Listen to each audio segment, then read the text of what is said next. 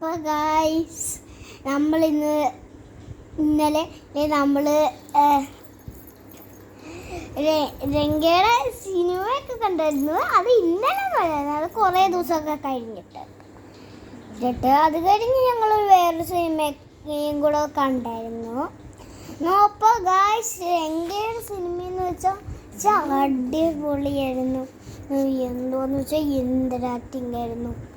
എടമ്മോണ്ണെ രംഗച്ചേട്ടൻ കാണിച്ചിരിക്കുന്നവിടെ കാണിച്ചിരിക്കും. എടമ്മോണ്ണെ കറച്ചി എൻ്റെ ദൈവമേ എന്തുവായിരുന്നു. എനിക്ക് ഭയങ്കര ചിരിയായിരുന്നു.